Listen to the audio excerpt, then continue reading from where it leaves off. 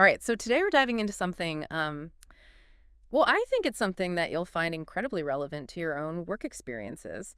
How can employees actually make their voices heard when it comes to, shaping their organization's strategy? Yeah, it's a challenge that a lot of people face. You have all these great ideas from your day-to-day work, but, how do you translate those insights into something that resonates with senior management, the people who are ultimately making the big decisions? Exactly. And that's really where this research paper comes in. It takes us behind the scenes at a multinational insurance company. They're going through a major crisis. And they decided to try something, I guess you could say radical. They invited 40 employees from all different levels and departments to participate in developing their new strategic plan. Now, on the surface, that sounds fantastic. Inclusive strategy, get everyone's input. But the researchers wanted to understand what actually happened when these employees got into the room with the CEO. Did their voices truly get heard?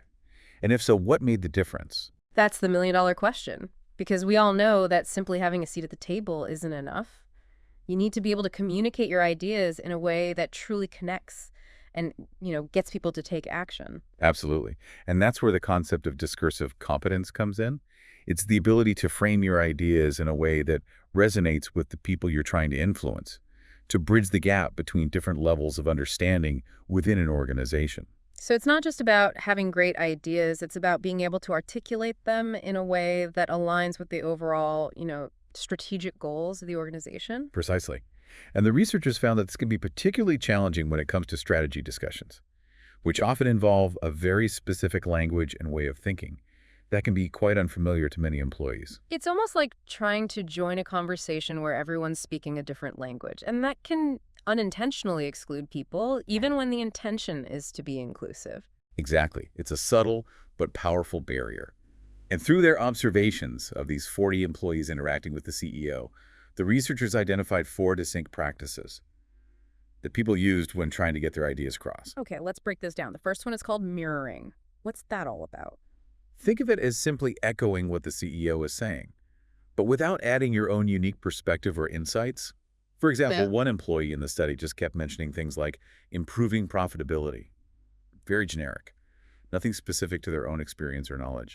So kind of like just parroting back the corporate buzzwords without really adding anything new to the conversation. Yeah, and that's not going to get you very far in terms of making your voice heard. Got it. So what's the next practice? The second one is called localizing. Have you ever been in a meeting where someone gets so caught up in the details of their own work that they lose sight of the bigger picture? That's localizing. Okay, I can see that happening a lot, people getting stuck in the weeds and not connecting their ideas to the broader strategy. Right. And the researchers give this example of an employee who went on and on about the details of an underwriter strategy they were working on, very specific to their own little corner of the company, but no connection to the overall strategic goals. So even though they're contributing, it's not really moving the needle in terms of influencing the overall direction of the company. Exactly. Now, the third practice is where it gets interesting. They call it paralleling. This is where the employee actually mentions both the corporate themes and their own local insights, but they fail to connect them in a meaningful way. So it's almost like they're presenting two parallel tracks of thought, the company strategy over here and their own ideas over there, but there's no bridge between them. A perfect analogy. It's like saying, we need to increase market share. And then I have this great idea for improving efficiency in my department. Both valid points, but without showing how they relate to each other. It's just two separate conversations. And I imagine that doesn't really grab the CEO's attention Mhm. because they're not seeing how those pieces fit together. You nailed it. It lacks that aha moment where the CEO goes, wait a minute, this connects to our bigger goals in a really interesting way. So what's the magic formula? What did the employees who really got heard do differently? That's the fourth practice, and the researchers call it integrating. This is where the employee skillfully weaves their local knowledge and experiences with the corporate themes, demonstrating how their insights directly contribute to the bigger picture. So it's about finding that sweet spot where you're speaking the CEO's language, but also bringing in your own unique perspective from the front lines. Exactly. And this is what really caught the CEO's attention in the study. It's about connecting the dots, showing how what you're doing on a daily basis can actually drive the strategic goals of the entire organization. Okay, I'm starting to see how this could be really powerful. Do you have a specific example of what integrating looked like in practice? Absolutely. There's one example that really stood out to me, and it involved a claims handler. Now, you wouldn't necessarily think of a claims handler as someone who's shaping corporate strategy, right? Not typically, no, but that's what makes it so interesting. Exactly. So this claims handler had been listening to the CEO talk about the need to improve profitability, which is a pretty standard corporate goal. And instead of just talking about the specifics of claims handling, he linked it to the CEO's goal in a very clever way. All right, I'm on the edge of my seat here. What did he say? He suggested that the company should introduce industry verticals. Basically, he was saying instead of treating all customers the same, we should tailor our approach to specific industries, like healthcare or technology. Interesting. But how did he connect that to profitability? He explained that by specializing in certain industries, the company could attract more brokers. Brokers are really important because they bring in a huge chunk of the company's business. And he pointed out that by understanding the specific needs of different industries, they could better serve these brokers and ultimately bring in more revenue. So he took his knowledge of the claims process and used it to make a strategic recommendation about how the company could grow its business. That's brilliant. It really is.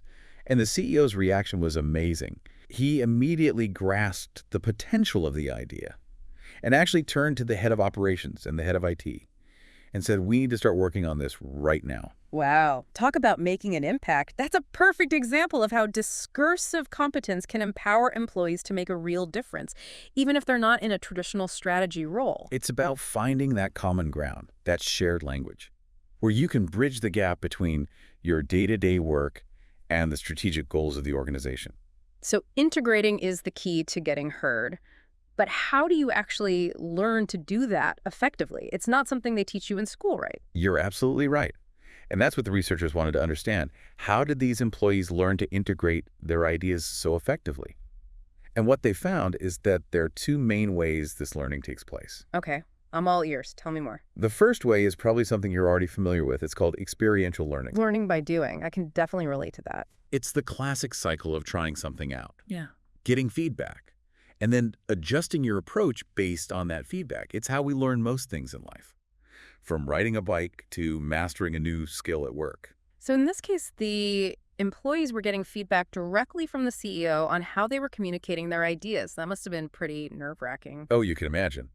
And the research actually found that the CEO's feedback wasn't always equally helpful. Sometimes he gave very generic coaching, like we should define things, not very specific or actionable. Automatically a roadmap to success. But I'm guessing there were other times when his feedback was more on point. Yes, and those moments were really crucial for the employees' learning.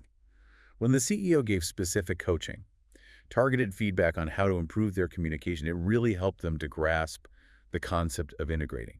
For example, he might ask, how did this work in our Chinese market?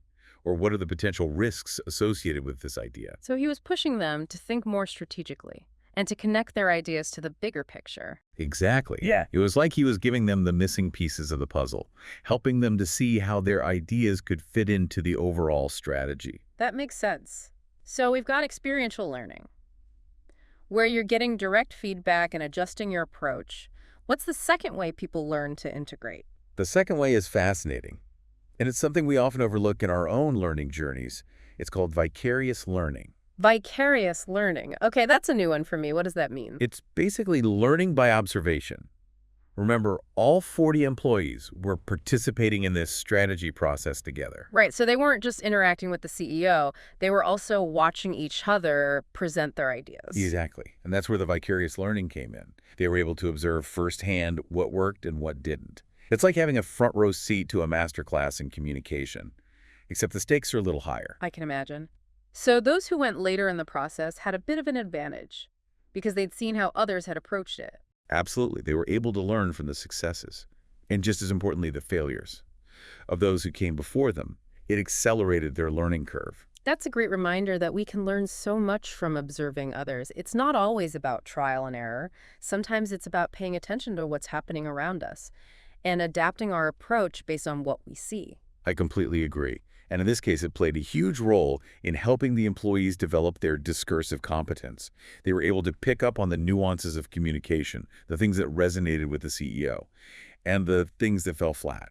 So it's not just about getting feedback directly. It's about being attuned to the dynamics of the situation and learning from the experiences of others. This is really fascinating stuff. It is, and it has implications far beyond just this one case study. It makes you think about all the different ways we learn in our lives and how we can be more intentional about seeking out opportunities for both experiential and vicarious learning. This is giving me a lot to think about in terms of my own work and how I approach communication. But before we get too far ahead of ourselves, let's get back to the case study and delve a little deeper into these 4 practices. Sounds good to me. Well, we've talked about how integrating was the most effective approach, but I'm curious to hear more about the other practices, especially localizing. It seems like a lot of well-intentioned people might fall into that trap. You're absolutely right. And it's important to understand why localizing can be such a barrier to effective communication, even when the person has valuable insights to share. Let's dig into that in part 2. It's interesting to consider, why localizing can be such a stumbling block. Often the employees who are stuck in this mode, they were incredibly knowledgeable and passionate about their specific areas of expertise. Right, they're the ones on the ground, dealing with the day-to-day realities of the business. Precisely. Mm-hmm. But the challenge is that they haven't yet learned how to connect those valuable insights to the broader strategic context. It's like they're speaking a different language, the language of operations, and the CEO is speaking the language of strategy.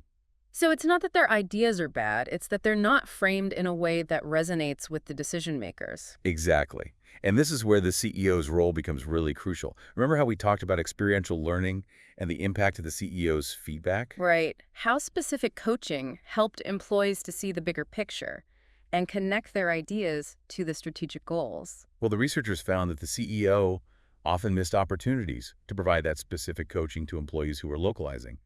He might respond with something vague like, "We need to think about that," or "That's an important area to focus on." Not exactly helpful. It's like saying do better without actually telling them how. Exactly. And without that guidance, the employees are left floundering, not knowing how to bridge the gap between their local knowledge and the strategic direction of the company. It's like they're throwing a ball over a wall, but they can't see what's happening on the other side. They don't know if they're even close to the target. That's a great analogy. And without that feedback, they're less likely to experiment to try different approaches, to move beyond localizing. So it's not just about the employees' communication skills, it's also about the leadership creating an environment where people feel empowered to share their ideas and get constructive feedback. Absolutely. The CEO has a huge responsibility in setting that tone and providing the support that employees need to develop their discursive competence. You know, this makes me think about the concept of psychological safety. If people don't feel safe to speak up and share their ideas, even if they're not perfectly formed, then you're missing out on so much potential. That's a brilliant connection. Psychological safety is essential for any kind of innovation or change, and this research shows how it plays a key role in fostering discursive competence. Okay, so we've talked about localizing and the importance of specific coaching. What about mirroring? Is there anything we can learn from that practice? Mirroring is interesting because it can be seen as a way of trying to fit in, to align yourself with the CEO's thinking. But trying to get on their good side by agreeing with everything they say. In a way, yes. But the problem is that it doesn't actually add anything new to the conversation. It's just echoing what's already been said. And I imagine that can get pretty boring for the CEO after a while. They're not looking for a chorus of yes men. They're looking for people who can challenge their thinking and bring in new perspectives. Exactly. And what the researchers found is that while mirroring might initially create a sense of agreement and harmony, it ultimately doesn't lead to meaningful change or innovation. It's like putting a Band-Aid on a gaping wound. It might cover it up for a moment, but it's not addressing the underlying problem. That's a powerful image. And I think it highlights the importance of being authentic in our communication, of bringing our own unique perspectives to the table, even if it means disagreeing with the CEO or challenging the status quo. So it's not about being a contrarian just for the sake of it, but about having the courage to speak your truth and share your insights, even if they're different from what everyone else is saying. Absolutely. And that takes confidence and a willingness to be vulnerable. Oh, I remember. What about paralleling? We talked about how it's a near miss, where people are mentioning both the corporate themes and their local insights, but not connecting them effectively. Right. Paralleling can be frustrating Mm. because it feels like the person is so close to getting it, Yeah. but they're just missing that final piece of the puzzle. Like they have all the ingredients for a delicious cake, but they haven't figured out how to put them together yet. Exactly. And the researchers found that this often happens because employees haven't yet developed the language or the framework to connect those different pieces of information. They might be able to articulate their own ideas, and they might understand the company's strategic goals, but they haven't yet learned how to bridge the gap between the two. So it's a matter of learning how to translate between those two worlds, to find the common ground where they intersect. Precisely. And this is where vicarious learning can be so powerful. By observing how others are successfully integrating their ideas, employees who are stuck in paralleling can start to pick up on the patterns, the language, the way of thinking that allows them to make those connections. It's like watching someone solve a complex math problem. You might not understand all the steps at first, but by observing the process, you start to get a sense of how it works. That's a great way to think about it. And over time, with practice and feedback, those employees can start to internalize those patterns and apply them to their own communication. So it's not about mimicking others, it's about learning from their example and developing your own unique style of integration. Exactly. And that's what makes this research so hopeful. It shows that discursive competence is a skill that can be learned and developed, even in high-pressure, complex environments. It's not something you're born with, it's something you can cultivate through practice, feedback, and observation. Absolutely. And that's a powerful message for anyone who wants to make their voice heard and contribute to shaping the future of their organization. This has been incredibly insightful, and I'm sure our listeners are finding it just as valuable as I am. But before we wrap up, I want to circle back to the concept of vicarious learning.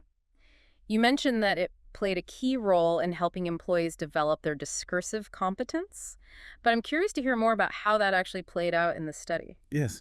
Let's explore a specific example that illustrates this beautifully. Yeah. Okay, so there was this one employee. He really struggled at first. He kept getting stuck in that localizing mode we were talking about before. All these great ideas about improving efficiency in his own department.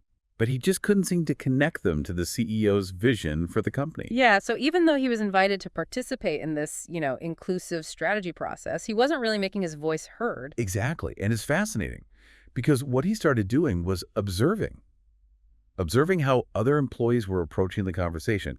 He noticed that the people who were getting the CEO's attention were the ones who were integrating their ideas. Ah, so they were finding ways to link their, local knowledge and experience to the broader strategic goals of the company. Right. And this employee had like an aha moment. Mm. He realized that he needed to shift his approach.